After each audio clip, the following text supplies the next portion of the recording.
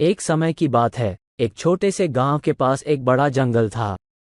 उस जंगल में तरह तरह के जानवर रहते थे। उनमें से एक था चतुर खरगोश, जिसका नाम मिंटू था। मिंटू हमेशा नई नई तरकीबें सोचता और अपनी चतुराई से सबको चौंका देता।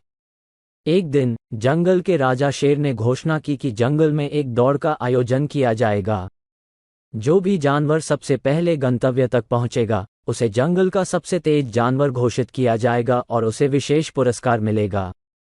मिंटू ने सोचा, ये तो बहुत मजेदार होगा, मुझे भी इस दौड़ में हिस्सा लेना चाहिए। दौड़ का दिन आ गया और सारे जानवर इकट्ठा हो गए।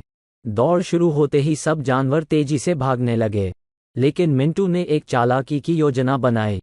उसने देखा कि दौड़ का मार्ग घने जंगल से होकर गुजरता है, जहां कई रास्ते हैं।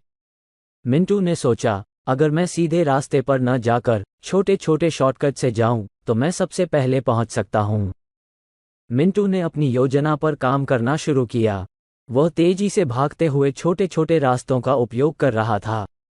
जब बाकी जानवर मुख्य मार्ग पर दौड़ रहे थे, मिंटू ने उन्हें पीछे छोड़ दिया और शॉर्टकट से आगे बढ़ता गया। रास्ते में उसने देखा कि कछुआ भी धीरे धीरे दौड़ में हिस्सा ले रहा है। मिंटू ने सोचा, कछुआ तो बहुत धीमा है, इसे तो मैं आसानी से हरा सकता हूं। लेकिन मिंटू को नहीं पता था कि कछुआ भी बहुत चतुर था। कछुआ ने पहले से ही शॉर्टकट का पता लगा लिया था और उसे मालूम था कि मिंटू भी वही रास्ता चुनेगा। कछुआ ने एक और शॉर्टकट का उपयोग किया और मिंटू से पहले ही गंतव्य तक पहुंच गया। जब मिंटू गंतव्य पर पहुंचा, तो उसने देखा कि कछुआ पहले से ही वहां खड़ा है।